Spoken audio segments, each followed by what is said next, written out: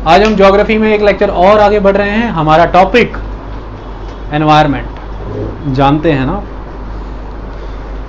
Image आपको साफ परिवर्तन दिखा रही है कि किस दिशा से किस दिशा की तरफ हम आ गए हैं। दिख रहा है? ये थे, ये हैं।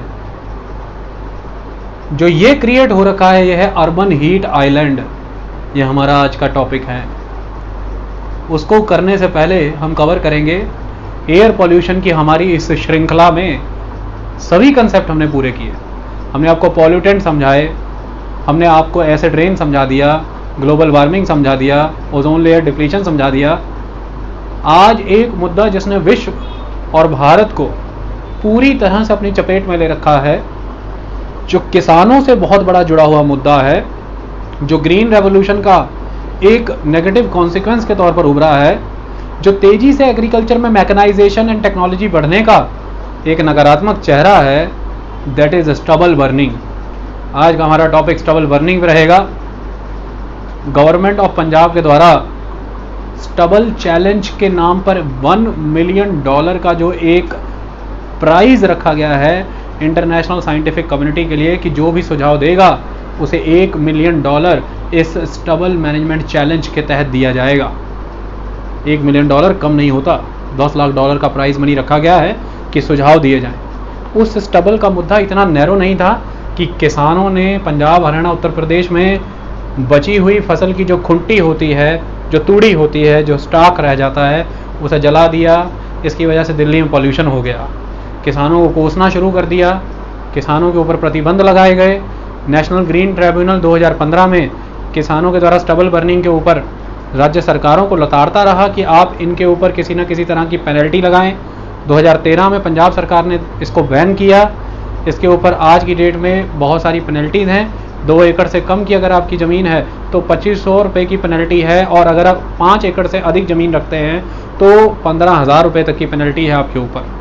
बहुत सारे नियम और कानून हैं, उन सबको समझना बहुत ज़रूरी है कि लगातार सरकार के द्वारा बनाए गए नियमों के विरुद्ध जा करके भी क्यों किसान फसल की बची हुई उस नाड़ को, उस खुंटी को, उस तूड़ी को जलाता रहा है। ये सारी समस्याएं समझनी बहुत ज़रूरी हैं। और ये एयर पोल्यूशन की देन है। इससे एयर पोल्यूशन भी हुआ, इससे पूरे के पूरे दिल्ली के लोगों का सर्दियों का माहौल बदला। किस तरह से एक टॉपिक यूपीएससी में कनेक्टेड होता है, इसका करिश्मा आज आप देखेंगे इस लेक्चर के दौरान।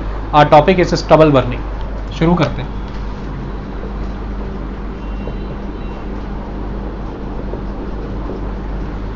देखिए, मैं बता देना चाहता हूं, जो भी बच्चे यूपीएससी की तैयारी कर रहे हैं, हमारे बहुत सारे पेन ड्राइव और अदर कोर्सेज नहीं हैं। हम सिर्फ क्लास में ही लेसन देते हैं और हमारे यूट्यूब के लेक्चर हैं। ओके, इन्हें ध्यान से सुनिए अमनदीप। जब भी लेक्चर चाहिए हो हमसे ले लेना, हम दे देंगे। आगे बढ़े। पहले आप फंस गए ना कि मैं पता नहीं क्या बोलने वाला हूँ। काम की बात, मन की बात नहीं, काम की बात। तो स्टबल बर्निंग क्या होता है अनमोल?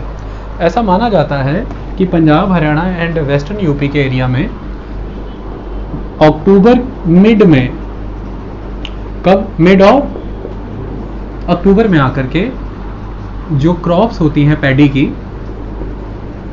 पैडी क्रॉप किसको कहते हैं बेटा? चावल की फसल, जिसे हम हिंदी हार्टलैंड एरिया में धान की खेती कहते हैं। तो धान की खेती की कटाई हो जाती है और उसके पीछे लगभग 24 सेंटीमीटर की हाइट का, 24 सेंटीमीटर की हाइट का उसका जो ग्रास स्टैक है, जो रेजिड्यू है, वो बच जाता है। और इसको ही हम कहते हैं स्टबल।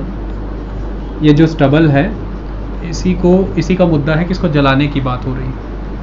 तो मिड अक्टूबर में पैडी की खेती, माने कि राइस कल्टीवेशन एरिया मैंने ले लिया पंजाब, हरियाणा और वेस्टर्न उत्तर प्रदेश। अब यहीं से तो सारी कहानी आ गई कि मैंने यही एरिया क्यों लिया भाई, पंजाब, हरियाणा, वेस्टर्न उत्तर प्रदेश मैंने कैसे ले लिया, और पैडी कल्टीवेशन की ही स्टबल बर्निंग का जिक्र क्यों हो रहा है, वीट का क्यों नहीं हो रहा भाई? लगातार किसान पंजाब, हरियाणा, वेस्टर्न यूपी के ही ऐसा क्यों कर रहे हैं? समस्या को कभी गहराई से सुलझाया ही नहीं गया। मात्र इस बात पर चर्चा होती रही कि सरकारों के द्वारा कोई मदद दी गई है कि नहीं, और किसान के द्वारा वो मदद अपना करके हल किया गया है कि नहीं। कहानी इतिहास में है, इतिहास को समझते हैं। पंजाब का एग्रो क्लाइमेटिक जोन क्या है?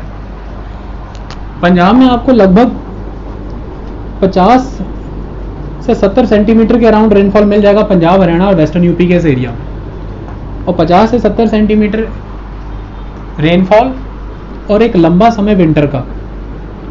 इसके अकॉर्डिंग देखा जाए तो पंजाब में मेनली जो क्रॉप्स ऑर्गेनिकली जो ओरिजिनली उगाई जाती थी वो क्रॉप्स हुआ करती थी वीट, क्योंकि प्रोलॉन्ग विंटर सीजन है तो वीट उगाया जाता था, कोई प्रॉब्लम नहीं है। दूसरी एक इम्पॉर्टेंट क्रॉप है यहाँ पे ग्राम्स, चने लगाए जाते थे और मेज लगाई जाती थी। मक्की की फसलें हुआ करती थी, चने हुआ करते थे, वीट लगाया करते थे। ये सारी क्रॉप्स ओरिजिनली इस एग्रो क्लाइमेटिक जोन से बिलोंग करती थी और यहाँ पर ये हुआ करती थी। समय बदलना शुरू हुआ, 1900 का समय आया, पंजाब में खास तरह के चावलों की नस्लें एंटर होनी शुरू हो गई और इस चावल की नस्ल को हम गोविंद कहा करते थे। ये गोविंद चावल की नस्ल ही है जो बहुत ही कम समय में उग जाया करती थी। यानी कि जितना भी फोटो पीरियड होता है वो फोटो पीरियड इनसेंसिटिव क्रॉप्स हैं। ये PIC, photo period insensitive crops, यानी कि सन की लाइट और नाइट, डे का और नाइट का इनकी ग्रोथ पे इम्पैक्ट नहीं पड़ा करता था। तो इन्हें हम कहते थे सट्ठी चावल, माना 60 दिन में हो जाता था ये, 60 डेज, क्योंकि सनलाइट का इम्पैक्ट उस पर उतना रहता नहीं था। It is a photo period insensitive crop, PIC। सट्ठी चावल आ गया, किसान को ताकत मिली, बल मिला। किसान ने देखा कि वही 4 महीने का मानसून सीजन जो होता था, जून जुलाई अगस्त सितंबर, मेरे पास एक विंडो और ऐड हो गई है अप्रैल मई की, क्योंकि सट्ठी चावल है, अप्रैल मई से ही बिगिनिंग कर दूंगा, अप्रैल से। तो अप्रैल मई में क्रॉप निकालेंगे, जून जुलाई में क्रॉप निकालेंगे, जुलाई अगस्त में क्रॉप निकालेंगे। तो एक कॉम्बिनेशन पंजाब में बना 3 फसलों का, जिसमें शुरुआत में जैसे आप सट्ठी लगा लेते हैं, देन परमल और बासमती। तो इस तरह से परमल, बासमती, सट्ठी, गोविंद, ये सारा क्रॉप एक फार्मर लगाने लगा चावल के सीजन में, क्योंकि ड्यूरेशन कम हो गया। इससे उसका रिस्क मैनेजमेंट हो जाता था। उसे ऐसा लगता था कि उस सीजन के दौरान due to the variety of the crop, कोई भी एक क्रॉप अगर नुकसान होती है तो कोई एक क्रॉप तो मुझे आउटपुट दे के जाएगी, तो कोई नुकसान नहीं। ये खराब हुआ तो ये दोनों दे जाएंगी, ये खराब हुआ तो ये दे जाएंगी, दोनों खराब है तो कोई एक तो दे जाएगी। वो सीजन मैं बाय कर लूंगा, बच जाऊंगा। ये पंजाब के किसान का, हरियाणा किसान का, वेस्टर्न यूपी किसान का ये नजरिया हुआ करता था। मेनली बात हम पंजाब को फोकस रख के करते हैं, तो ये एक इंपॉर्टेंट एस्पेक्ट होता था। लेकिन सिनेरियो बदल गया बड़ी तेजी से, समय बदल गया। इंटरेस्टिंग लग रही है बात? इसी परिदृश्य में सब बता देंगे आपको आज। ओके, कहानी बदल गई। कहानी कैसे बदल गई उसे समझते हैं। देखिए, हमारी कंट्री ब्रिटिशर्स के द्वारा रूल की जाती थी और आपको पता था उनके द्वारा हमारी कंट्री में जो एग्रीकल्चर सिस्टम डेवलप किया गया उसमें हमेशा फोकस इस बात का रखा गया कि किस तरह से भारत से कैश क्रॉप्स का निर्माण कराया जाए जो कि वहाँ की इंडस्ट्री को सेव कर सके। ये इंपॉर्टेंट था। उन्होंने इरिगेशन नेटवर्क और उन चीज़ों पे उतना फोकस नहीं दिया। फार्मर भी जो है वो कंसोलिडेट हुआ, यानी कि एक फार्मर ऐसा वर्ग बना जो बहुत ही अमीर था, रिच था, और मेजॉरिटी ऑफ द फार्मर के बाद क्रॉप लैंड बहुत कम हुआ करते थे। लेकिन ऐसे में अगर हम पंजाब की बात करें तो 1849 में पंजाब के अनेक्सेशन के बाद से, जब से पंजाब कंट्रोल में आ चुका था, तो पंजाब अंग्रेजों के कंट्रोल में आने के बाद यहाँ पर कनाल नेटवर्क एक्सटेंशन हुआ था। मैंने बताया था इसके पहले कमिश्नर लॉरेंस, उनके बारे में आपको कहानी बताई थी। तो कनाल और इरिगेशन नेटवर्क एक्सपेंशन के लिए वो जाने जाते हैं। तो पंजाब में नहरों का विकास तो किया गया, ये एक बात है। पंजाब में फार्मिंग शुरू से ही प्रोग्रेसिव हुआ करती थी। फार्मर यहाँ पर हुआ करता था क्योंकि कम्युनिटीज़ ऐसी एग्जिस्ट किया करती थी जिनकी 2 ही ब्रांचेज होती थी, या तो वो एग्रीकल्चरल वॉरियर हुआ करते थे या फार्मर हुआ करते थे।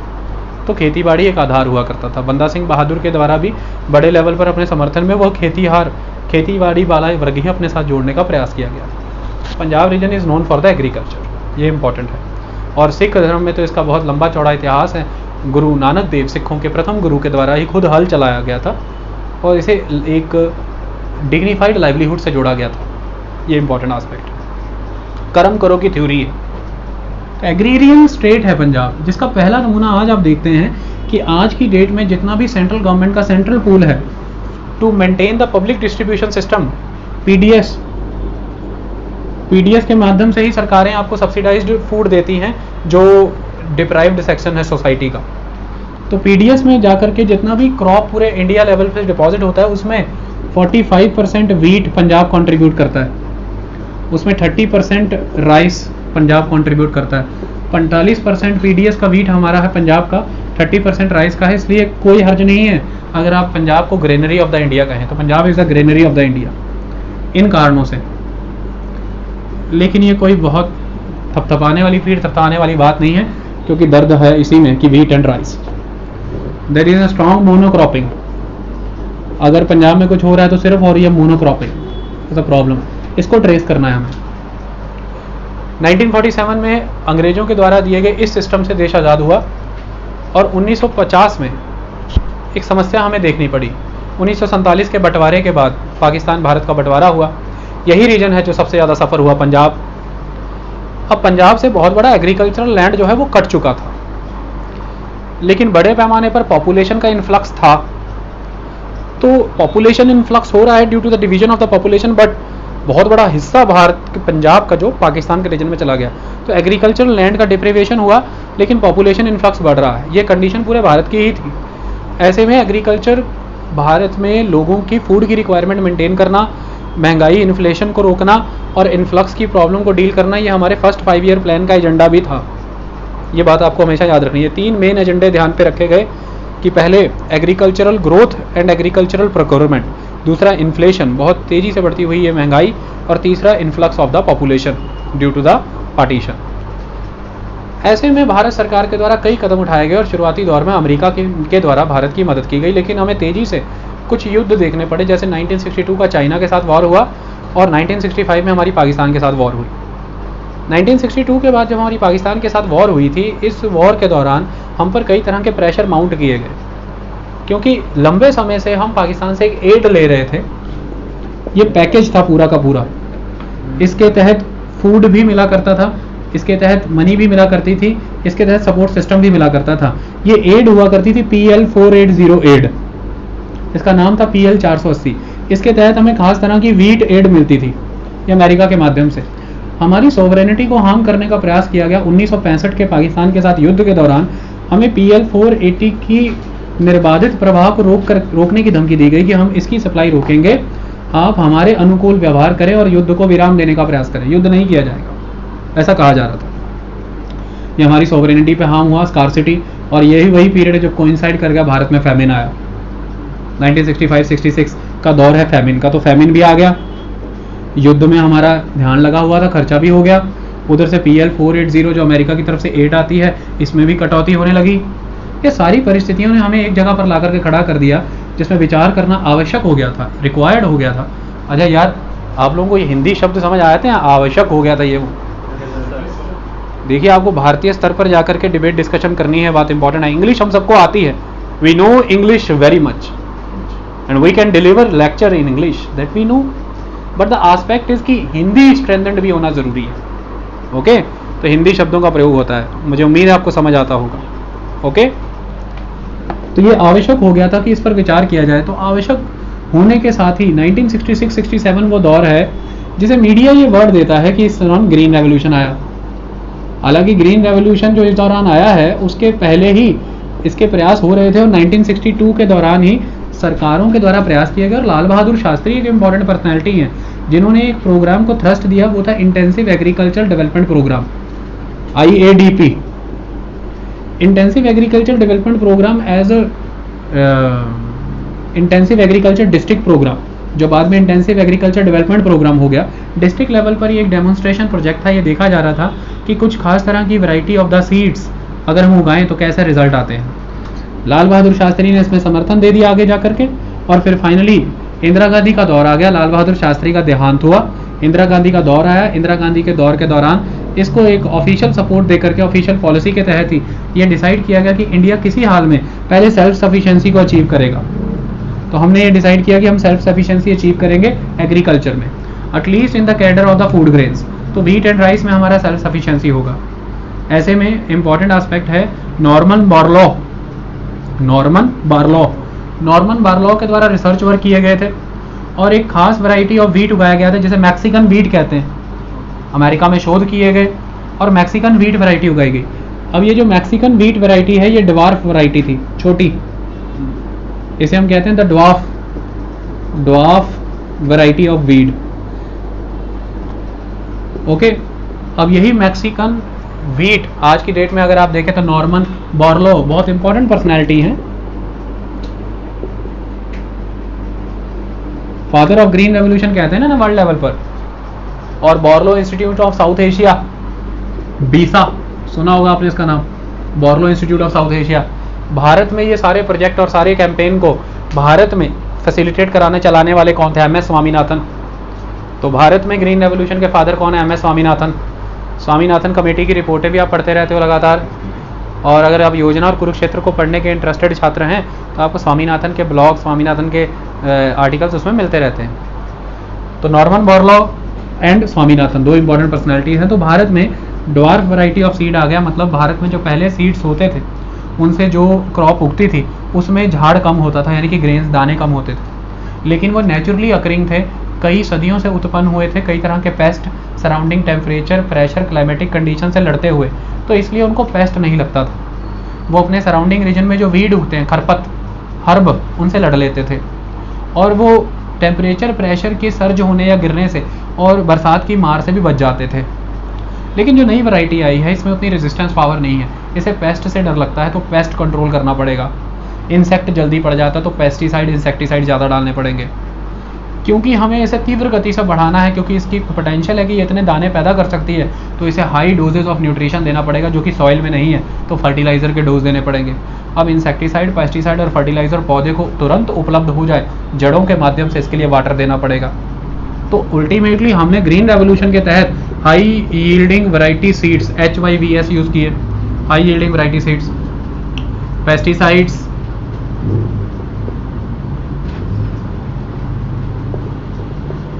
इंसेक्टिसाइड्स हमने यूज़ किए, फर्टिलाइजर्स हमने यूज़ किए, वो भी केमिकल, ओके, ऑर्गेनिक फर्टिलाइजर्स नहीं है, केमिकल फर्टिलाइजर्स हैं, एंड वाटर। तो it is a trio, fertiliser, water and HYS, high yielding variety seeds, fertilisers and water, इन तीन चीज़ों का ट्रायो है ग्रीन रेवोल्यूशन।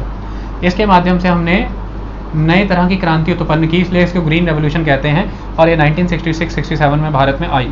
इसके बाद एग्रीकल्चर का ग्रोथ काफ़ी हो गया, और इसके लिए अब इम्पॉर्टेंट एस्पेक्ट था कि एरिया सेलेक्ट करना बहुत इंपॉर्टेंट था, क्योंकि ये क्रॉप को पेस्ट का रेजिस्टेंस नहीं है, इसे पेस्ट लग सकता है, इसलिए इसे नॉर्थ ईस्टर्न और ईस्टर्न एरियाज़ और वो एरियाज़ भारत के वेस्टर्न एरियाज जहाँ पर हैवी रेनफॉल होता है वहाँ पे नहीं लाया जा सकता था, क्योंकि उन एरिया में पेस्ट एक्ट ज़्यादा रहता है, बायोलॉजिकल एक्टिविटी फास्ट रहती है। ऐसे में इसे उसी एरिया में लाया जा सकता था जहाँ पर रेनफॉल का लेवल लगभग 70 सेंटीमीटर के अराउंड रह सके, तो 50 to 70 सेंटीमीटर रेनफॉल वाले एरिया में इसे लाया जा सकता था। ये पंजाब, हरियाणा, वेस्टर्न यूपी बनता है। दूसरा इंपॉर्टेंट एरिया, इसे फर्टाइल सॉइल में लगाया जा सकता है जहाँ पर जैसे एलुवियल सॉइल है, यह इसकी दूसरी इंपॉर्टेंट आस्पेक्ट था। तीसरा इंपॉर्टेंट आस्पेक्ट था कि इसे बड़े लेवल पर पानी चाहिए, फ्लडेड वाटर, जैसे राइस की वैरायटी की बात करता हूँ तो इसे बड़े लेवल पर पानी चाहिए। अब इसके बाद हमारी बीट पे बात नहीं होगी, बात होगी सिर्फ राइस पे। तो पानी चाहिए बड़े लेवल पर, फ्लडेड वाटर। तो भारत में एक इरिगेशनल कनाल नेटवर्क तो था ही अवेलेबल पहले से, और भारत का फार्मर पंजाब में, तो पंजाब में क्यों लाया गया? क्योंकि पंजाब का फार्मर क्या था? इरिगेशन नेटवर्क, भारत में पंजाब में कनाल इरिगेशन नेटवर्क वगैरह allowed, western UP, Haryana, Punjab में ये था। दूसरा important aspect, western UP, Punjab, Haryana का फार्मर प्रोग्रेसिव था, तो मैकेनाइजेशन वहाँ पे था, जो इक्विपमेंट्स की ज़रूरत थी इस एग्रीकल्चर के लिए वो वहाँ पे थे, और इन्वेस्टमेंट करने के लिए फार्मर के पास उतनी कैपेसिटी थी। तो ये सारे इंपॉर्टेंट एस्पेक्ट थे जिसकी वजह से ये यहाँ पर आया।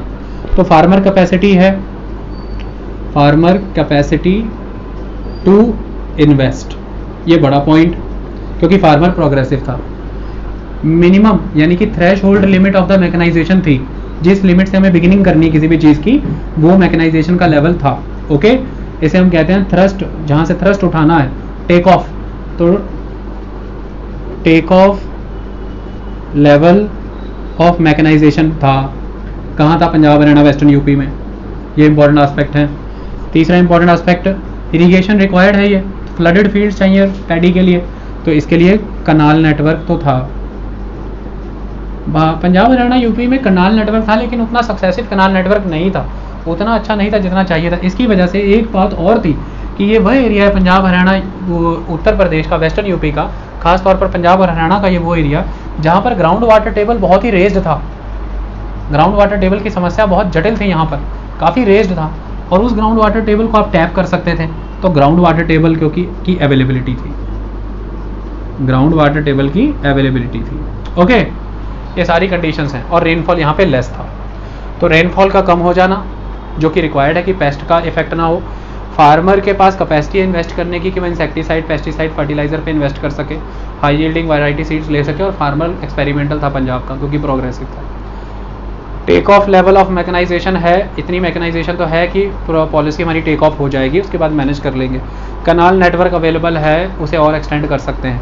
And ground water table available है, तो उससे हम इमीडिएटली जो पानी की रिक्वायरमेंट रहती है इस पौधे की, वो उसे दे सकते हैं। ये सब कंडीशन थी, तो पंजाब में पूरी तरह से एग्रीकल्चरल लैंडस्केप का मेटामॉर्फोसिस ही हो गया। इसको कहते हैं एग्रीकल्चरल लैंडस्केप ट्रांसफॉर्मेशन हो जाना 100%। आज का भयावह दृश्य ये है कि राइस की खेती के लिए जो एक्चुअल लैंड है, agroclimatic region that is Bengal, Bengal में 1 किलो चावल उगाने के लिए आज की डेट में नेचुरली चावल उगता है, वहाँ पर 1 किलो चावल उगाने के लिए 3000 लीटर पानी लगता है। और अगर आप पंजाब में 1 किलो चावल उगाते हैं तो लगभग 4800 लीटर पानी लगता है, 4800 लीटर पानी लगता है। वहाँ पे 3000 लीटर पानी लगता है 1 किलो चावल उगाने के लिए। ऐसे में सबसे इम्पॉर्टेंट एस्पेक्ट ये आ जाता है कि वहाँ पर चावल रेनफॉल बेस्ड है, और यहाँ पर जो चावल को लगने के लिए minimum rainfall requirement 125 centimetre rainfall चाहिए, 125 सेंटीमीटर रेनफॉल रिक्वायरमेंट है चावल की, वो रेनफॉल 50 सेंटीमीटर में वो चावल लगाया जा रहा है। 125 सेंटीमीटर में चावल लगना चाहिए, 50 सेंटीमीटर की बरसात वाले एरिया में वो चावल लगाया जा रहा है।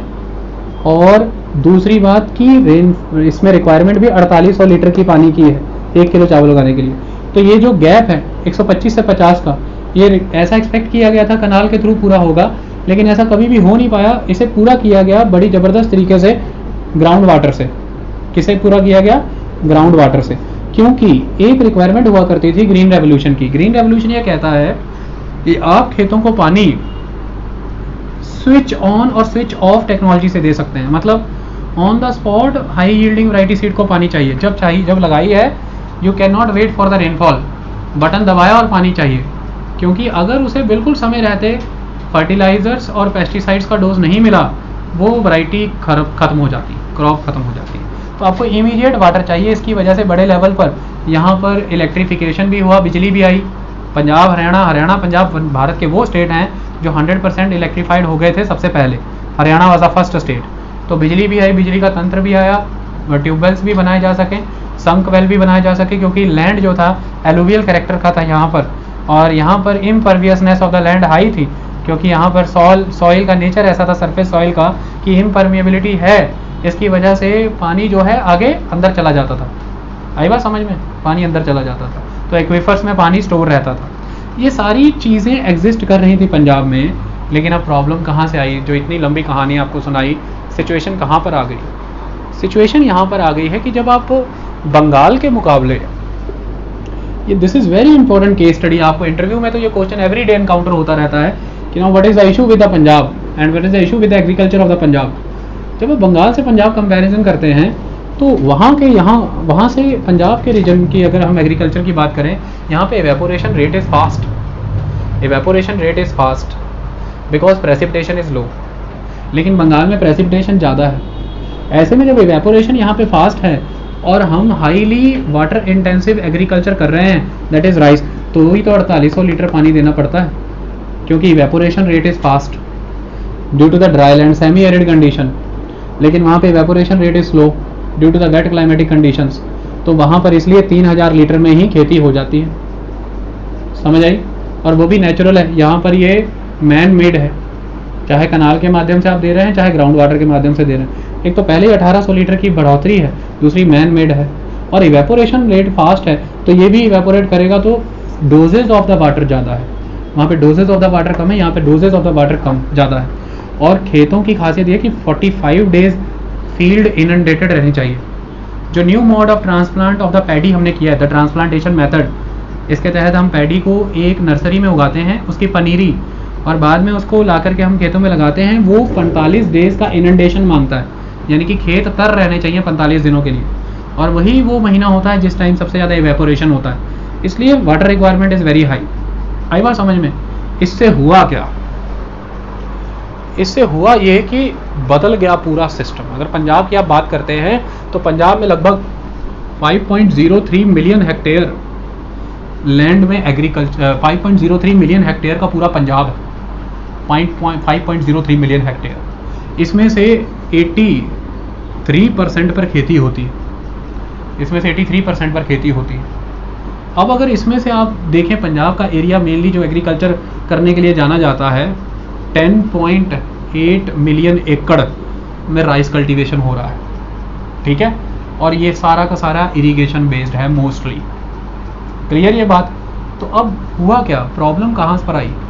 इतनी तेज़ी से आपने वाटर यूटिलाइज कर लिया अंडरग्राउंड का कि आपके पंजाब के अंदर लगभग 138 एडमिनिस्ट्रेटिव ब्लॉक्स हैं, उनमें से 110 एडमिनिस्ट्रेटिव ब्लॉक्स जो हैं उनका पानी जो है ये डिक्लेयर कर दिया गया है कि ओवर एक्सप्लॉइटेड है, water table is over exploited. उसमें से 6 एडमिनिस्ट्रेटिव ब्लॉक तो ऐसे हैं जिनको कह दिया गया है कि वाटर डिप्लीटेड। तो 138 एडमिनिस्ट्रेटिव ब्लॉक्स में से 110 एडमिनिस्ट्रेटिव ब्लॉक्स का पानी आपका ओवर यूटिलाइज हो चुका है। आई बात समझ में? दूसरा, पानी का एक इंडेक्स होता है जिसे हम इरिगेशन डेवलपमेंट इंडेक्स के तौर पर जानते हैं। इरिगेशन डेवलपमेंट इंडेक्स आपका 175% पे जा रहा है, यानी कि जिस लेवल पर पानी आना चाहिए ज़मीन के अंदर उससे 175 जब इरिगेशन डेवलपमेंट इंडेक्स चला जाए तो मतलब जितना आ रहा है उससे लगभग 100% भी होता, उससे कम होता तो हम ये मानते कि जितना आ रहा है उससे कम वापस जा रहा है। लेकिन 175% पे चला गया है तो आ कम रहा है और 75% ज़्यादा ही वापस जा रहा है। आई बात समझ में? इरिगेशन डेवलपमेंट इंडेक्स अगर 100% होता तो मान लेते कि 10 लीटर आ रहा है, 10 लीटर जा रहा है, वर्षा के माध्यम से 10 लीटर आ रहा है और 10 लीटर जा रहा है। लेकिन यहाँ पर वर्षा के माध्यम से 10 लीटर आ रहा है और 17 लीटर जा रहा है, 17.5 लीटर जा रहा है। इरिगेशन डेवलपमेंट इंडेक्स 175% चला गया। 138 एडमिनिस्ट्रेटिव ब्लॉक में से 110 एडमिनिस्ट्रेटिव ब्लॉक आपके चले गए over utility of the water में। धीरे धीरे पंजाब के एक्वीफर सूखने शुरू हो गए, पंजाब का ग्राउंड वाटर टेबल नीचे जाना शुरू हो गया। यहाँ तक भयावह परिस्थिति आ गई आज पंजाब के अंदर। अगर आप देखें तो 40 centimetre every year ground water table नीचे जा रहा है। इसके लिए बहुत सारी कंडीशंस जिम्मेदार हो गई, सरकारें सन्न हो गई। जिम्मेदारियाँ क्या थी, कंडीशंस क्या जिम्मेदार थी? कंडीशन ये जिम्मेदार थी कि सबसे से पहले ट्यूबवेल लगाने के लिए परमिशन की आवश्यकता नहीं थी, पहली बात।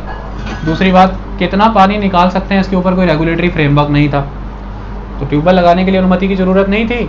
कितना पानी निकाल सकते हैं इसके लिए रेगुलेटरी फ्रेमवर्क की ज़रूरत नहीं थी ही नहीं। दूसरा, due to the populist measures and to support the farmer, ऐसा कह सकते हैं, टू सपोर्ट द फार्मर। देखिए, फार्मर को तो ऑलवेज एक सपोर्ट चाहिए और आज का लेक्चर हमारा फार्मर के विषय में, फार्मर की सपोर्ट में रहेगा, मैं पहले ही क्लियर कर दूं आपको। लेकिन जब सरकारें समय रहते लॉन्ग टर्म पॉलिसियाँ नहीं अपनाती तब ही फार्मर को शॉर्ट टर्म सपोर्ट देने पड़ते हैं।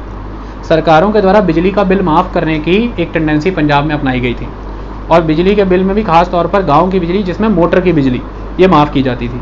ऐसे में होता ये था कि धड़ाधड़ पानी चला करके छोड़ दिया जाता था खेतों में। इस बात को नहीं देखा जाता था कि कितनी रिक्वायरमेंट है कितनी नहीं। 8 घंटे तक के लिए खेतों में पानी चलता चला जा रहा है। इसकी वजह से reckless depletion of the water Punjab में होना शुरू हो गया। इस बात का भी ख्याल नहीं रखा कि पानी, मिट्टी की बढ़तर कैसी है, पानी सीपेज बहुत होता है पंजाब में। पानी जितना भी देते, रेतली मिट्टी है, पानी सीप इन हो जाता है। तो बड़ी तेज़ी से पानी एक्सकावेट किया जाना शुरू हो गया। अब इतनी तेज़ी से जब पानी एक्सकावेट होने लगा, पानी सूखने लगा, सरकारों में हाहाकार मच गया, NGOs खड़ी हो गई, पीने के लिए भी पानी नहीं मिलने लगा। ये समस्या इतनी नहीं थी, ये समस्या बड़ी तेज़ी से आगे बढ़ी। आगे इसलिए बढ़ी कि बहुत सारे फर्टिलाइजर्स, पेस्टिसाइड्स, इंसेक्टिसाइड्स खेतों में यूज़ हो रहे थे और इतने ज़बरदस्त वे में जब पानी खड़ा रहता था तो उस पानी में वो घुल जाते थे। उनके घुल जाने की वजह से वो सीप इन करके ग्राउंड वाटर टेबल में चले जाते थे। इसके माध्यम से उन खेतों की नियर विसिनिटी में heavy metals, uranium and arsenic का कंटेंट बढ़ने लगा। और पंजाब की आज एक जटिल समस्या ये भी है कि पंजाब के पीने के पानी में यूरेनियम, आर्सेनिक की मात्रा बहुत सारे ऐसे एरियाज़ में पाए गए हैं जो फार्मिंग एरियाज़ के क्लोज कॉलोनीज़ हैं या विलेजेस हैं। इसकी वजह से आपने पीने वाले पानी को दूषित किया, लोगों में बीमारियां फैलनी शुरू हो गई। यह भी एक इम्पॉर्टेंट एस्पेक्ट था। फिर अल्कलानाइजेशन की प्रॉब्लम बिगन हो गई, वो मैंने आपको पढ़ाया है कैसे खेतों में पानी खड़ा रह जाने की वजह से, ड्राई लैंड एरिया होने की वजह से इवेपोरेशन प्रेसिपिटेशन को एक्सीड कर गया। इसकी वजह से जो सब सरफेस सॉल्ट हुआ करते थे वो सारे सरफेस के ऊपर आ गए कैपिलरी एक्शन के माध्यम से। ये सारा मैं आपको पढ़ा चुका हूँ पहले। उसकी वजह से सरफेस के ऊपर, सॉइल के ऊपर सॉल्ट लेयर जमने लगी, पीएच लेवल जो है वो बड़े लेवल पर 7 के अबव जाने लगा, सॉइल 7, 8, 9, 10, 11, कुछ एरिया में 12 और 13 तक चली गई, एल्कलाइन हो गई, इसे हमने ऊसर भूमि, रे भूमि, कलर भूमि कहना शुरू कर दिया। कई समस्याएं होने लगी पंजाब में, हाहाकार होने लगा। सबसे बड़ी समस्या वाटर डिप्लीशन की होने लगी। इसको लेकर के पंजाब सरकार के द्वारा 2009 में Punjab preservation of the sub soil water act लाया गया। पंजाब प्रिजर्वेशन ऑफ सब सॉइल वाटर एक्ट, तो 2009 ये कहा गया कि भाई पहले ऑर्डिनेंस लाया गया, बाद में एक्ट पास किया गया। ये कहा गया कि सब सॉइल वाटर लेवल को हमें प्रिजर्व करना है, तो इसके लिए नियम बनाया गया कि कोई भी गवर्नमेंट ऑफ पंजाब के प्रिस्क्राइब्ड टाइम के अलावा पैडी कल्टीवेशन नहीं कर सकता। अगर उस बताए हुए समय से पहले आप पैडी कल्टीवेट करते हो तो एग्रीकल्चरल ऑफिसर को ये ताकत है कि वो आपकी जो पनीरी लगाई है अपने खेतों में, नर्सरी जो लगाई है, वो उसको ख़राब कर सकता है, और अगर आप फिर भी वायलेट करते हो तो फिर आपके वाटर का कनेक्शन काटा जा सकता है। ये नियम लाया गया। और डेट हर साल पंजाब गवर्नमेंट डिसाइड करती थी, ऑन एन एवरेज ये डेट रहती थी 15 जून। तो ये तय किया गया कि ऑनसेट ऑफ द मॉनसून, यानी कि पैडी कल्टीवेशन का टाइम मॉनसून से कोइंसाइड करना चाहिए। पैडी कल्टीवेशन का टाइम मॉनसून से कोइंसाइड करना चाहिए, तो जून के 15 तारीख के अराउंड आप खेती करेंगे। ऐसा ही हरियाणा, पंजाब और वेस्टर्न यूपी ने ये अपना लिया। इसके तहत पूरी तरह से पंजाब का एग्रीकल्चर लैंडस्केप फिर बदला। पहला लैंडस्केप बदला कि हमने अपनी नेचुरल एग्रो क्लाइमेटिक जो एग्रीकल्चरल प्रैक्टिसेस उनको चेंज किया due to the green revolution. हमें उत्साहित किया गया, उसकी वजह से हमने बड़े लेवल पर पैडी लगानी शुरू की। उसकी वजह अब ये चेंज एक जो आया है ग्राउंड वाटर टेबल को प्रिजर्व करने के लिए, इसकी वजह से हमें कहा गया कि 15 जून के पहले आप खेती नहीं लगा सकते। जबकि अब तक क्या होता था, खेत में अप्रैल में चावल लग चुका होता था। तो अब अप्रैल का मंथ गया, मई का मंथ गया, जून के भी 15 दिन गए, 2.5 महीने का अंतर पड़ गया। 2.5 महीने का अंतर पड़ जाने की वजह से जो राइस है, इसको एक समय तो पूरा चाहिए परिपक्व और पकने के लिए। इसकी वजह से अब आप सट्ठी चावल नहीं लगा रहे, क्योंकि वो तब लगाया जाता था जब आप 2-3 क्रॉप्स आप निकालने का प्रयास करते थे। अब ये जो चावल है फाइनली इसकी हार्वेस्टिंग का टाइम आता है मिड ऑफ अक्टूबर, क्योंकि आपने लगाया ही जून में है। अब मिड ऑफ अक्टूबर में जब इसका राइस का टाइम आता है तो हम इस मजबूरी में आता है पंजाब का फार्मर कि उसे किसी हाल अपनी अगली जो क्रॉप लगानी है इसके बाद वो मिड ऑफ अप्रैल में काटनी ही है, जब टेम्परेचर 35 डिग्री सेल्सियस होता है। क्योंकि इससे थोड़ी भी एक्सटेंड हुआ टाइम तो उसकी क्रॉप गई वो वाली। वो क्रॉप कौन सी है? वीट। यानी कि किसी हाल पंजाब, हरियाणा, वेस्टर्न यूपी के फार्मर को, खासतौर पंजाब के फार्मर को मिड अक्टूबर में पैडी कल्टीवेशन के बाद नवंबर फर्स्ट वीक में हर हाल वीट लगानी ही होती है, क्योंकि वीट 140 दिनों की क्रॉप है। इससे डिले अगर हम कहेंगे तो ये अप्रैल वाला विंडो हमें नहीं मिलना। इससे डिले हम अगर करेंगे तो अप्रैल वाला विंडो हमें नहीं मिलना, ये बड़ी बात है। और अगर अप्रैल वाला विंडो हमें नहीं मिला, 35 डिग्री सेल्सियस वाला टेम्परेचर वाले टाइम पे हमने क्रॉप हार्वेस्टिंग नहीं की और वीट का टाइम इधर से एक्सटेंड हुआ और उधर बढ़ती है, तो वीट में मॉइस्चर का कंटेंट बढ़ेगा। और अगर वीट में मॉइस्चर का कंटेंट बढ़ा तो वीट गई, क्वालिटी गई उसकी, और बाजार में बिकेगी नहीं। तो 140 दिनों की इतनी लंबी क्रॉप मजबूरी है कि अप्रैल में काटनी है मिड में, तो mid beginning of the November is mandatory date for the sowing. और इसी समय में खेतों में आपको एक सनलाइट एंड हीट की जरूरत होती है। और Punjab, western UP and Haryana की मजबूरी कि नवंबर और दिसंबर के मिड में ही ये दिन होते हैं। उसके बाद इंटेंस कूलिंग एंड फॉग का टाइम आ जाता है, फिर आप नहीं कर सकते। क्यों? क्योंकि दिसंबर मिड के बाद से जनवरी फरवरी में वेस्टर्न डिस्टर्बेंसेस की बरसातें आती हैं। उस टाइम पर एक लेवल पे वीट का ग्रोथ हो चुका होना चाहिए, तब उसको दाना पड़ने का समय आना होता है। तो दाना बेटर तभी पड़ेगा अगर लाइट फ्लैश करेगी एटमॉस्फेयर में, उससे नाइट्रोजन मिलता है किनको? बीजों को। ये बड़ी टेक्निकल बात थी, पूरा एक चेन है। बचा क्या आपके पास? मिड अक्टूबर से beginning of November, only 15 days window. This is the problem, that's 15 days window. This is the problem of the farmer of the western UP, Haryana and Punjab. 15 दिन की विंडो बच गई आपके पास सिर्फ, जबकि पहले ऐसा नहीं होता था। ये सारी विंडो बचने का कारण क्या रहा? क्योंकि हम ग्रीन रेवोल्यूशन के बेसिस पर पैडी की कल्टीवेशन कर रहे हैं, नेचुरल फार्मिंग नहीं हो रही है। और इस 15 दिन की विंडो के दौरान क्या होता है कि आप जब उस मिड अक्टूबर में ये खरीफ के सीजन में खरीफ क्रॉप होती है पैडी, खरीफ जो गर्मियों में लगा के सर्दियों में काटी जाती। खरीफ के सीजन में लगा करके वो जो पैडी है, इसको जब आप काटते हैं मिड अक्टूबर में, तो इसका रेजिड्यू जो बचता है 24-24 सेंटीमीटर का, आप उसको नेचुरली डिकम्पोज होने के लिए टाइम नहीं दे सकते, क्योंकि उसे नेचुरल डिकम्पोज होने के लिए मिनिमम रिक्वायर्ड है 1.5 से 2 महीना। It is a natural decomposition time. पहली बात। ऑप्शन क्या है? उसे इमीडिएटली क्लीन अप करना। इमीडिएटली क्लीन अप करने का ऑप्शन क्या कह रहे हैं साइंटिस्ट? क्या कह रहे हैं? Just try to plough back it on the field. खेतों में वापस मिलाओ। खेतों में वापस कैसे मिला दें? पैसे भी चाहिए उसके लिए, मशीनें चाहिए बहुत सारी, उनके नाम हैं अलग अलग। चॉपर आता है, रोटावेटर आता है, हैप्पी सीडर आता है, स्ट्रॉ मैनेजमेंट सिस्टम SMS आता है। ये सारे इक्विपमेंट्स अगर आपको लेने हैं 4 से 4.5 लाख रुपए का खर्चा है, सिर्फ और सिर्फ इन्वेस्टमेंट ऑन द इक्विपमेंट्स। और इन्हें ऑपरेट करने के लिए basic horse power of the tractor जो है वो बहुत ज़्यादा चाहिए। That is somewhere around 80 basic horse power का ट्रैक्टर। उसकी कॉस्ट किराए की आ जाती है 800 रुपये से 1000 रुपया, ऊपर से डीजल है और फिर इक्विपमेंट की सर्विस है। ये सारा कुछ करा करके वो जो एक किसान है उसे 1 एकड़ में ही इस स्टबल को ट्रीट करने के लिए, बिछाने छितराने के लिए लगभग 4500 रुपये का खर्च आता है, 4500 रुपये का खर्च आता है। He can not bear that cost at all. Okay, ये पिक्चर क्लियर हुई? It is not a clear cut case की गाड़ी और ट्रेन से गुजरते हुए मिनरल वाटर की बोतल से पानी पीते हुए कहो ये किसान कभी गंवार सुधरेंगे नहीं, ये आग लगाते ही रहेंगे, पर्यावरण का कुछ ख्याल नहीं।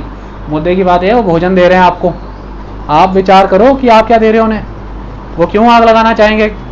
वो क्यों इस तरह से नुकसान करना चाहेंगे?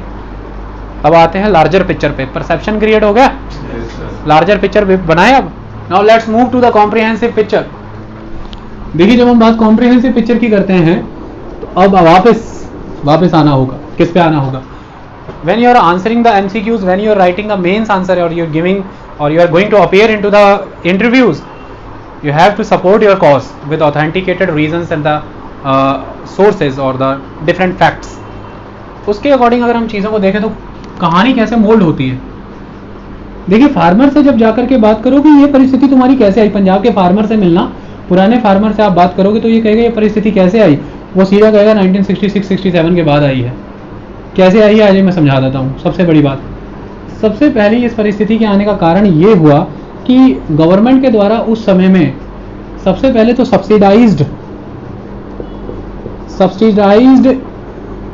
इनपुट्स दिए गए, सब्सिडाइज्ड क्रॉप इनपुट्स, जिसमें हाई यील्ड वैरायटी सीड रहती थी, जिसमें फर्टिलाइजर रहते थे, आज भी तो देते हैं ना, फर्टिलाइजर्स रहते थे, और वाटर, तो वाटर भी सब्सिडाइज्ड ही था। नहरों का पानी, ट्यूबवेल का पानी, बिजली माफ, पंप सेट पे सब्सिडी, ये सारी चीज़ों पे।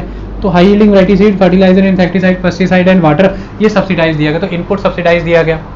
और दूसरा मिनिमम सपोर्ट प्राइस MSP दिया गया, माने प्रोक्योरमेंट भी की गई। तो प्रोक्योरमेंट भी है because there is a remuneration when you are giving minimum support price, that you are giving remuneration to the farmer. This lecture will help you a lot in the upcoming lectures that we are going to deal, that is green revolution or agriculture.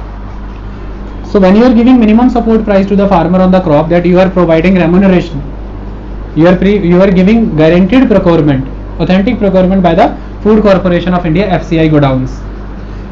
अब input भी subsidise आ रहा है और MSP भी उस crop पे मिल रहा है। इसकी वजह से वो क्रॉप हैम्पर हो गई जिसके ऊपर MSP भी नहीं है और सब्सिडी भी नहीं है।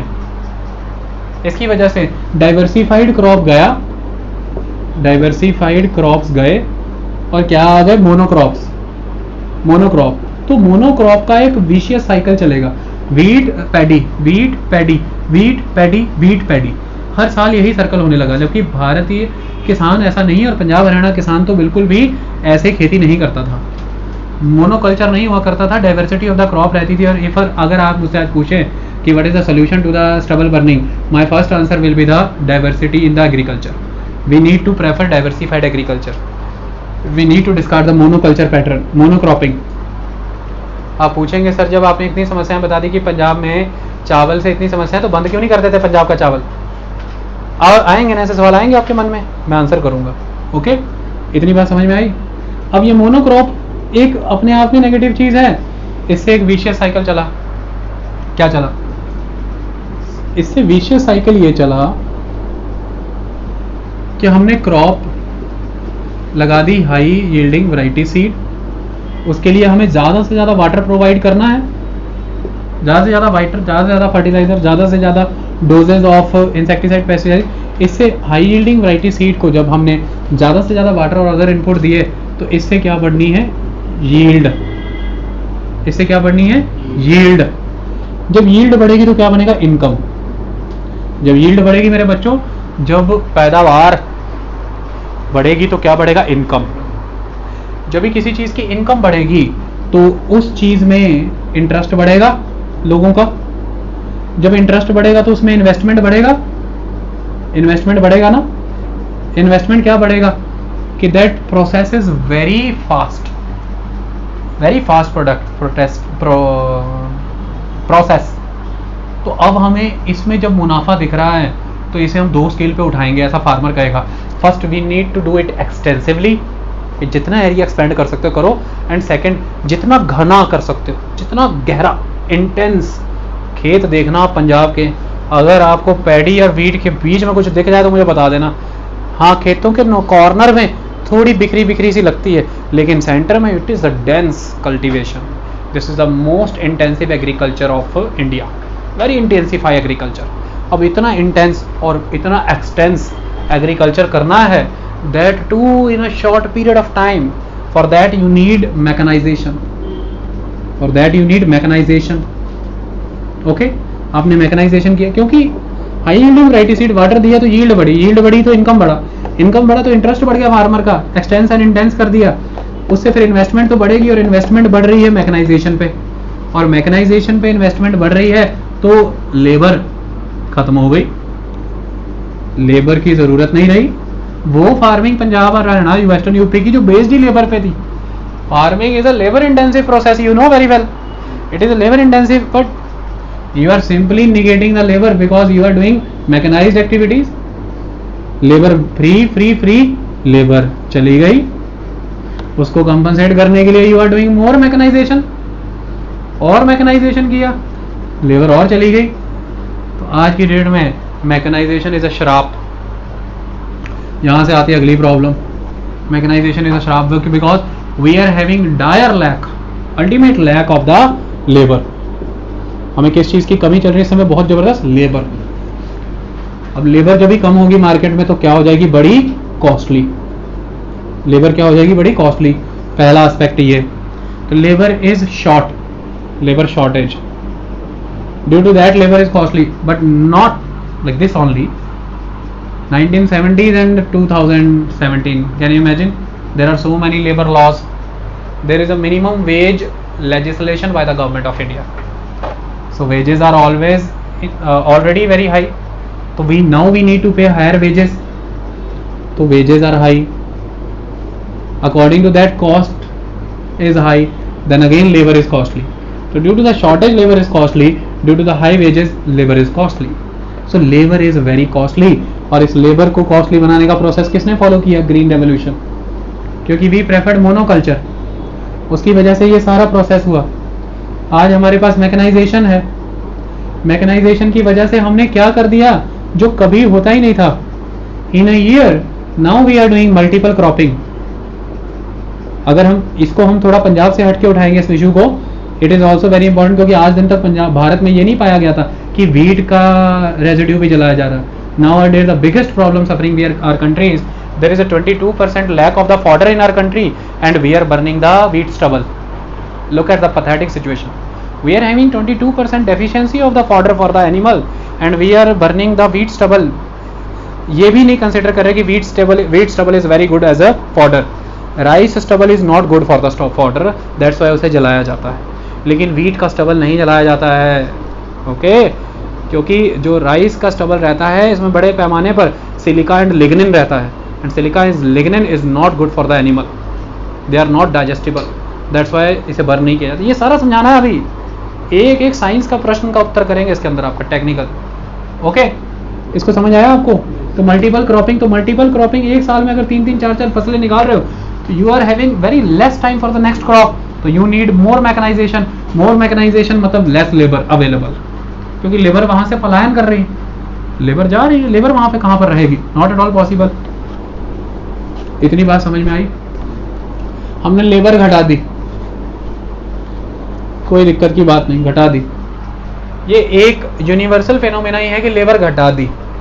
दूसरा फेनोमेना, भारत में एक खास concept, Punjab Haryana western UP में 1967-70 के बाद जब ग्रीन रेवोल्यूशन आया, उसके बाद उसी ग्रीन रेवोल्यूशन को सपोर्ट करने के लिए यहाँ पर फार्म इक्विपमेंट्स आए, क्योंकि मैकेनाइजेशन आया।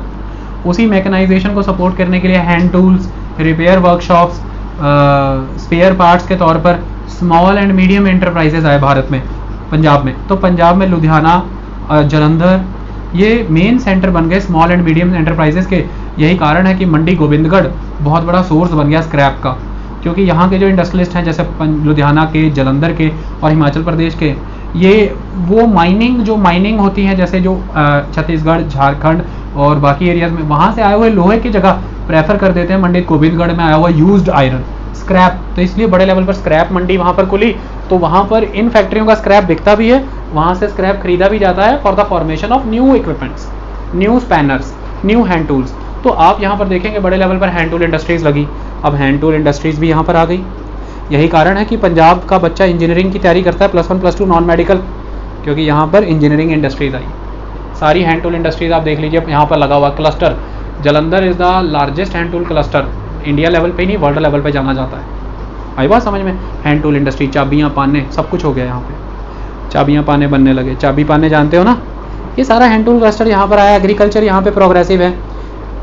ऐसे में यूपी, बिहार, झारखंड, छत्तीसगढ़ में विकास किया नहीं, एग्रीकल्चर डेवलप्ड हुआ नहीं उस लेवल पे, और इंडस्ट्री भी वहाँ पर आई नहीं, कई सारे रीजंस रहे। तो वहाँ से लोग बड़े लेवल पे पंजाब में माइग्रेट करते रहे, क्योंकि इनकी आमदनियाँ बढ़ने लगी थी, ये मैकेनाइज हो गए। तो इनके जो संतानें थी पंजाब के किसानों की, पैसा अधिक बढ़ जाने की वजह से खेतों से बाहर आ गए, खेती नहीं कर रहे, कम कीमत पर अब खेती कौन करे, जिसके पास एम्प्लॉयमेंट की नीड है, तो वो वहाँ से आए माइग्रेंट। तो पंजाब, हरियाणा, वेस्टर्न यूपी की खेती माइग्रेंट लेबर पे टिकी हुई, खासतौर पर पंजाब की। जब लेबर माइग्रेंट है तो लेबर की अवेलेबिलिटी का टाइम कोइंसाइड कर जाता है उनके होम टाउन में, उनके कस्टम कल्चर वैल्यूज़ के साथ। और अक्टूबर नवंबर पंजाब में एक वो सीज़न है जिस समय में मैक्सिमम लेबर वापस जा रही होती है, maximum labour Haryana, UP, Bihar, Chhattisgarh, Jharkhand वापस जा रही होती है। और यही वो समय है जब हमें कहा जा रहा है कि स्टबल को मैनेज करो। एक तो यूनिवर्सल लैक है लेबर का, और दूसरा ये वो सीज़न में कोइंसाइड कर रहा है जिस सीज़न में लेबर को वापस जाना है। ये दो कंडीशन अवेलेबल हो जा रही है, क्योंकि our farming is completely dependent on the migrant labour. उसका रीज़न है कि एक तो हमारे पंजाब में मैकेनाइजेशन की वजह से आमदनी बढ़ी, तो खेतीबाड़ी के किसानों के बेटों ने खेतीबाड़ी आगे करना छोड़ा, और दूसरा यहाँ पर कई सारी घटनाएं हुई, 1984 की घटनाएं हो गई, इसकी वजह से माइग्रेशन बहुत हो गया, यहाँ से लोग फॉरेन चले गए। और बड़े लेवल पर यही वर्ग था जिसका कुनबा परिवार फॉरेन चला गया, यह भी एक खासियत हो गई। और बहुत बड़ा एक ये भी वर्ग था कि अगर आप कल को बहुत सारी कहानियाँ पढ़ते हो कि पंजाब नशे में क्यों डूबा, उसका आधार है ग्रीन रेवोल्यूशन। ग्रीन रेवोल्यूशन की वजह से मैकेनाइजेशन हुआ, और मैकेनाइजेशन की वजह से ही एग्रीकल्चरल एम्प्लॉयमेंट रिड्यूस हुआ है, और उसके रिड्यूस होने की वजह से ही आज लैक ऑफ एम्प्लॉयमेंट जो जनरेट हुआ है, उसकी वजह से बड़े लेवल पर यूथ नशों में ट्रैप हुआ है। ये इंपॉर्टेंट एस्पेक्ट है, ये सब हम कभी पढ़ेंगे डिटेल में जाकर के। अभी के लिए इतना समझ आया, लेबर इशू समझ आया। अब प्रॉब्लम कहाँ पर आता है, वापस आ जाते हैं फिर से। फार्मर क्या करता है, स्टबल को जलाता है, पहले स्टबल को बर्न करते हैं। फार्मर के एंड पे फार्मर जो बेनिफिट्स बता रहा है। अच्छा, आपको एक बात बता दूं मैं, बहुत से इलाकों में ऐसा देखा गया है कि जहाँ पर स्टबल नहीं जलाई गई है वहाँ पे नेक्स्ट ईयर की पैदावार गिरी है, लेकिन जहाँ पे स्टबल जलाई जाती है वहाँ पे पैदावार बढ़ी है। ऐसी स्टोरीज आर देयर। आप ये तय नहीं कर सकते हैं कि भाई स्टबल मत जलाई तो अगली बार पैदावार बढ़ जाएगी। ऐसा भी पाया गया है कि गिरी है पैदावार स्टबल ना जलाने से, लेकिन सक्सेसिवली ना जलाने से फिर ग्रोथ हुई है। तो फसल जलाने वाला क्या तर्क देता है, वो बेनिफिट्स क्या देता है। सबसे पहले उसके बेनिफिट्स को हम समझने का प्रयास करते हैं। सबसे पहला तो उसका बेनिफिट ये है कि जो वीड हर्बिसाइड रेजिस्टेंट हैं वो वीड जल के मर जाते हैं, तो वीड्स खत्म हो जाते हैं। जो पौधे के लिए बहुत ज़रूरी है, क्रॉप के लिए, कि ये नहीं होना चाहिए। ये पहली उसकी बात। दूसरी उसका एस्पेक्ट कहना ये है कि जो पेस्ट होते हैं, जो पेस्ट पौधों के लिए ठीक नहीं है, ये जल के मर जाते हैं, ख़त्म हो जाते हैं। तीसरा इसका एस्पेक्ट है कि जो एक्सेस ऑफ नाइट्रोजन टाइड होता है सॉइल के साथ, वो बर्निंग की वजह से अनटाइड हो जाता है। तो नाइट्रोजन अनटाइड हो जाता है, जो कि घातक है ज़मीन के लिए। उस लेवल पे भी ज़रूरी नहीं है। तो नाइट्रोजन का अनटाइड हो जाना, पेस्ट का मर जाना, वीड का जल जाना, मर जाना, और दूसरा ऐश कंटेंट, उनको ऐसा लगता है, वो कहते हैं कि ऐश कंटेंट फर्टिलिटी प्रोवाइड करता है, फर्टिलिटी प्रोवाइड करता है। ये सारे बेसिक रीज़न है जिसकी वजह से ऐसा माना जाता है कि स्टबल बर्निंग हो सकती है। नेगेटिव्स क्या है स्टबल बर्निंग के? स्टबल बर्निंग के नेगेटिव की अगर हम बात करें तो बहुत नेगेटिव एस्पेक्ट हैं, और जिन नेगेटिव एस्पेक्ट में से सबसे पहले हाईलाइट करके मैं यही लिखूंगा, पार्टिकुलेट मैटर। स्टबल बर्निंग बड़े लेवल पर पार्टिकुलेट मैटर को जन्म देती है, और इसमें से भी पार्टिकुलेट मैटर 2.5 जो सबसे घातक है बीमारियों के लिए और दिल्ली की स्मॉग के लिए। ये है particulate matter 2.5 and suspended particulate matter 10। ये प्रोड्यूस होते हैं। बड़े पैमाने पर कार्बन मोनोऑक्साइड प्रोड्यूस होती है, बहुत बड़े लेवल पर कार्बन डाइऑक्साइड प्रोड्यूस होती है, सल्फर डाइऑक्साइड का प्रोडक्शन होता है, ऐश का प्रोडक्शन होता है जो खेतों में बिखर जाती है बहुत हाई लेवल पर। तो carbon dioxide, sulphur dioxide, carbon monoxide, ash, particulate matter, ये सारी चीज़ें कंट्रीब्यूट होती है। इसके साथ किस चीज़ को नुकसान करता है? ऐसा माना जाता है कि 1 सेंटीमीटर तक गहरा, 1 सेंटीमीटर से गहरे तक आग जो है ज़मीन का तापमान बढ़ा देती है। मतलब 1 सेंटीमीटर अंडर तक सॉइल के टेम्परेचर रेज हो जाता है, जिसकी वजह से वहाँ पर आने वाले बहुत सारे इंसेक्ट्स मर जाते हैं।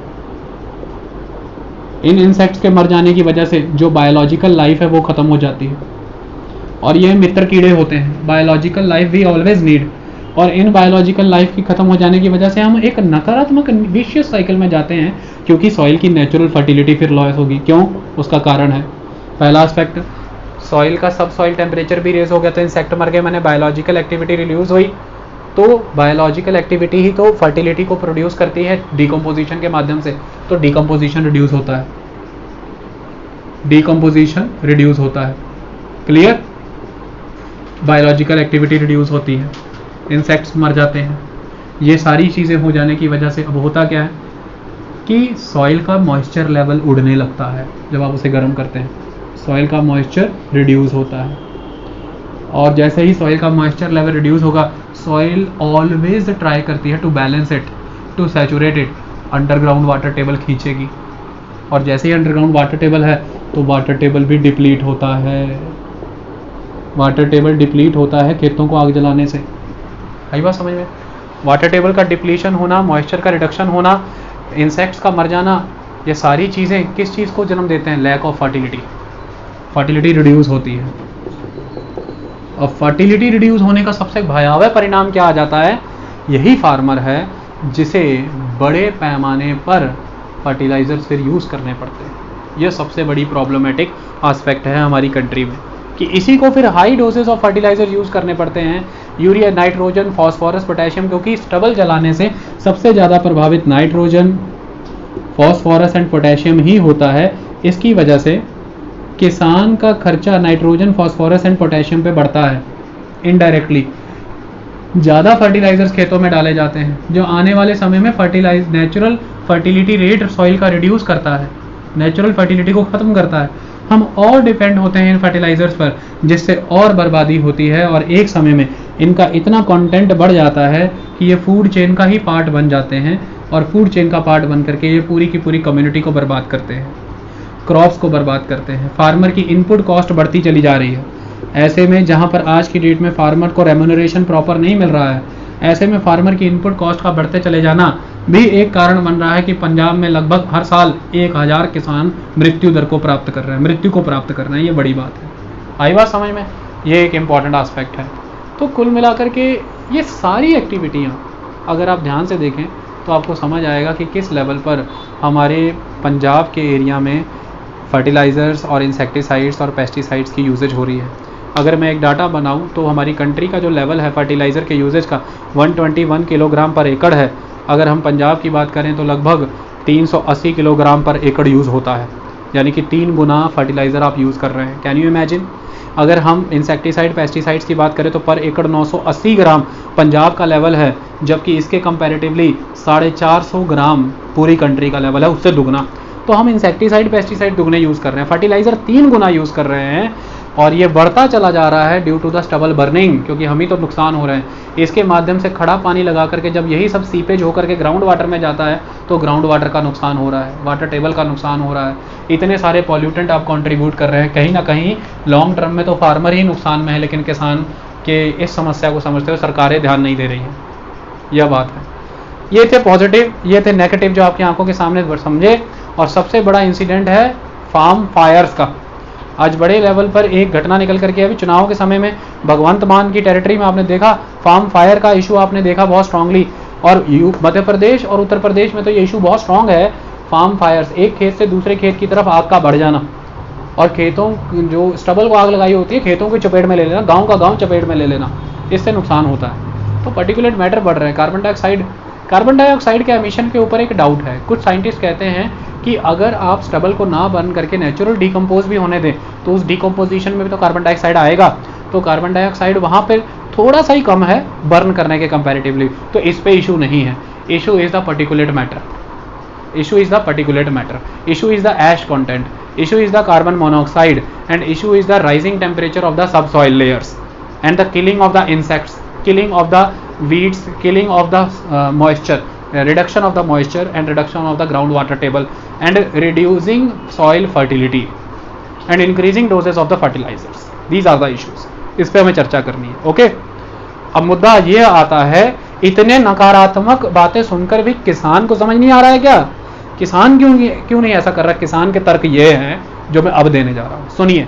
अमनदीप मेरे किसान, तो क्या किसान को ये नहीं दिख रहा है कि इतनी समस्याएं हो रही हैं? दिल्ली के लोगों की छातियां बंद हो चुकी हैं, खांस के लहू निकलने लगा है, फिर भी बर्न कर रहा है। चलिए समझते हैं। 18-19 नवंबर 2018 दिल्ली में हाहाकार मच गया। सर्दियों का मौसम था, बड़े लेवल पर वहाँ पर स्मॉग हो गई। स्मॉग होने के लिए क्या चाहिए भाई? फॉग है एक तरफ और एक तरफ स्मोक है। क्यों? क्योंकि सर्दियों के सीजन में वेदर का पैटर्न चेंज होता है, एटमॉस्फेरिक सर्कुलेशन चेंज होता है। अगर आप भारत की बात करें, और ये आपको पता है हिमालय बना देते हैं हम ऐसे, नवनीत ये लो भारत। अगर भारत की बात करें तो विंटर सीजन में नॉर्थ वेस्ट से हवाएं ईस्टवर्ड बहना शुरू कर देती है। ऐसे में ऊपर पंजाब हरियाणा और नीचे दिल्ली आता है। यहाँ पर बड़े लेवल पर स्टबल बर्निंग होती है, और ऐसा पाया गया है कि इंडस्ट्री और वेहिकुलर इमिशंस के कंपैरेटिवली, अगर हम इंडस्ट्री और वेहिकुलर इमिशन की बात करें तो इस बार दिल्ली में जो पर्टिकुलेट मैटर का कंटेंट पाया गया, जो स्मॉग पाई गई, उस पर्टिकुलर स्मॉग में पंजाब हरियाणा वेस्टर्न यूपी की स्टबल बर्निंग का कंट्रीब्यूशन 35% था। क्योंकि बड़े लेवल पर पर्टिकुलेट मैटर जैसे कि एरोसॉल्स को जन्म ये देते हैं, कार्बन पार्टिकल्स को जन्म ये देते हैं, और हवाओं के प्रवाह में आकर के ये दिल्ली में जाकर के कंसंट्रेट होता है। इसकी वजह से वहाँ पर बहुत ही जानलेवा माहौल बना, परेशान हो गए लोग, और दिल्ली को गैस चैम्बर तक कहा जाने लगा।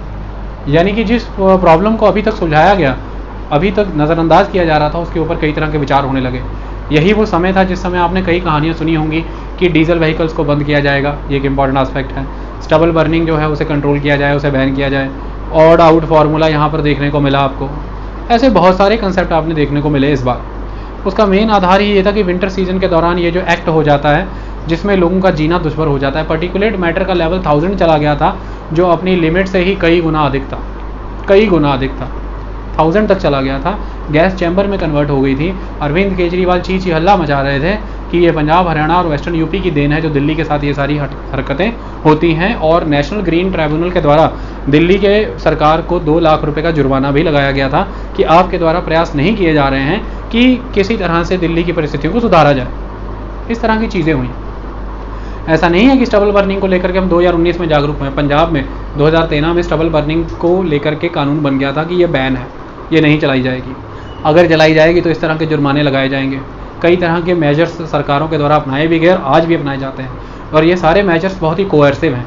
किसान को जबरन उसके ऊपर पेनल्टी लगाई जाती है, किसान की कंप्लेंट लिख ली जाती है, किसान की गर्दौरियों में जा करके लाल लकीर लगा दी जाती है। इस तरह के पनिशमेंट्स किसान को दिए जाते हैं, ये बड़ी बात है, और ये सरकारें दे रही हैं। मुद्दे की बात यह है कि ये सारा दिल्ली का हाहाकार ये सारे पंजाब सरकार और दिल्ली और वेस्टर्न यूपी हरियाणा इन सब के द्वारा मिले गए प्रयासों के तहत ये सब हो रहा है, लेकिन जनता यानी कि किसान क्यों नहीं हारता, किसान क्यों नहीं मानता? किसान का कहना क्या है? किसान ये कहता है कि भाई आपने मुझे 15 डेज़ का टाइम दिया, मेरी विंडो है 15 डेज़ की, आपने रेगुलेशन लगा रखी हैं कि मैं पहले तो क्रॉप वही लगाऊंगा, उससे ही मेरी जान बर्बाद हो गई है। तर्क मांगे गए कि भाई आपके ऊपर जब हमने पंजाब में सब सॉइल प्रिजर्वेशन एक्ट, सब सॉइल वाटर प्रिजर्वेशन एक्ट लगाया तो क्या नुकसान हुए? उसका कहना ये था कि मैं पहले 3 चावल की क्रॉप्स लगाता था, उसमें से अगर कुछ नुकसान भी होता था तो बाकी ठीक होकर के मेरी लागत और मेरा खर्चा निकल करके मैं सेव हो जाता था। पहली बात, ये फर्स्ट एस्पेक्ट था उसका, ये तर्क था। दूसरा उसका कहना ये हुआ करता था कि जब से आपने ये यूनिफाइड सिस्टम ऑफ बता दिया है कि हम सब सेम टाइम पर ही कल्टीवेशन करेंगे, उसकी वजह से सबसे प्रॉब्लम ये आने लगी है कि सेम टाइम पे ही सबको लेबर की रिक्वायरमेंट रहती है। सेम टाइम पे लेबर रिक्वायरमेंट रहने की वजह से जब हमें सोइंग सीजन होता है तो सेम टाइम पर ही लेबर कॉस्टली हो जाती है। तो हमारा पहले तो इनपुट कॉस्ट बढ़ गया है। पहले डिफरेंट टाइम पर सब अपना अपना चावल बीज लिया करते थे और लेबर डिस्ट्रीब्यूटेड रहती थी, लेकिन अब एक ही समय में सबको आवश्यकता है लेबर की, इसलिए लेबर दबोच ली जाती है। कई बार बड़ा किसान लेबर को दबा लेता है, अपने ही पास रख लेता है, खाना पीना बाकी सारी सुविधाएं दे देता, तो लेबर अवेलेबल ही नहीं हो पाती। इसकी वजह से लेबर मार्केट में क्रंच है, हमें बेहतर कीमतें दे करके लेबर लानी पड़ती है, हमारी कॉस्ट बढ़ गई। तीसरा कारण वो ये बताता है कि इसकी वजह से जब हमारी कटाई होती है, पहले सभी की फसलें अलग अलग समय में हार्वेस्ट होती थी, इसकी वजह से इवन हमें प्राइवेट मार्केट से भी अच्छी कीमतें मिल जाया करती थी, प्राइवेट मार्केट से भी हमें सही कीमत मिल जाया करती थी। लेकिन आज की डेट में सारा धान पैडी एक बार में कटता है, इसकी वजह से हमें सरकारी कीमतें भी ढंग से नहीं मिल पाती, यानी कि धान हमारा वहाँ पे रुलता रहता है, वेस्ट होता रहता है, कई दिन हमारी लाइनों में बिखर जाते हैं, इस वजह से हमें नुकसान हुआ। और दूसरी बात, पहले सठिया जो लगाते थे छोटे छोटे टाइम का, उसकी वजह से मॉइस्चर का कंटेंट हमेशा रिटेन नॉर्मल रहता था, लेकिन ये जो आपने जून से लेकर के अक्टूबर तक की हमारी क्रॉप आई है, इसमें मॉइस्चर कंटेंट भी बढ़ जाता है, वेरी कर जाता है, ये भी ठीक नहीं है। ये सारी वो इकोनॉमिक पॉइंट ऑफ व्यू से बता रहा है कि इसके आने से हमारा सिस्टम तो पूरा चरमरा ही गया है, बिखर गया है। लेकिन जब पंजाबी पुराने लोगों से बात करेंगे कि भाई ये समस्या पहले नहीं आती थी, तो वो क्या बताते हैं? वो ये बताते हैं कि ग्रीन रेवोल्यूशन के आने के पहले पंजाब में जब आप धान लगाते थे या पंजाब में जब आप गेहूं लगाते थे, पैडी या फिर बीट, तो पैडी जब आप लगाते थे तो आप उसे मैनुअली कट करते थे। जब आप उसे मैनुअली कट करते थे तो पहला तो सबसे बड़ी बात, आप कट बहुत नीचे से करते थे, ये सबसे बड़ा फैक्टर है। और कट जब नीचे से आप करते थे तो उस लेवल पे स्टॉक बचता ही नहीं था, ये पहला तर्क वो देते हैं। और बाकी जो उसकी गांठ बच जाती है, मिट्टी की गांठ, वो प्लो के साथ मिक्स कर दी जाती थी, तो इसलिए डिकम्पोजिशन फास्ट था। जब इतना बड़ा स्टॉक ही नहीं बचेगा, सिर्फ गांठ बचेगी और गांठ पे थोड़ा थोड़ा, आपने शायद ऐसा देखा हो हाथ से की जाने वाली प्लो, थोड़ा थोड़ा जो रेजिडुअल बचेगा वो फिर हल के द्वारा मिक्सिंग हो जाएगा एंड वो बहुत क्विक डिकम्पोज हो जाएगा, पहली बात। दूसरी बात, इंटर क्रॉप पीरियड काफ़ी लंबा हुआ करता था, डिकम्पोजिशन का टाइम मिल जाया करता था, क्योंकि फार्म मैकेनाइजेशन नहीं था, हाई यील्डिंग वैरायटी सीड्स नहीं थे, हमें इस तरह से एग्रीकल्चर नहीं करना पड़ता था। ये दूसरा इंपॉर्टेंट एस्पेक्ट। तीसरा इंपॉर्टेंट एस्पेक्ट, जो मशीन है, ये मशीन इस तरह से काटती है और रेजिडुअल ऐसा छोड़ती है कि वो इतना तीखा हो जाता है रेजिडुअल कि इंसान भी वहाँ पे नहीं जाके उसे काट सकता, उसे भी चुभता है, तो जानवर कहाँ से आएगा? तो खेतों में खड़े स्टबल को जानवर भी चरता नहीं, जानवर भी ग्रेज नहीं करता, क्योंकि उसे वो चुभता है। उसे काटती मशीन चॉप ऐसे है, जो कंबाइन हार्वेस्टर रहती है ना, वो उसे काटती ही इस सेंस में, लेकिन जब हाथों से काटा जाता तो ऐसा नहीं होता था। अगला इंपॉर्टेंट एस्पेक्ट, पहले विलेजेस में रिक्वायरमेंट होती थी ग्रासेस।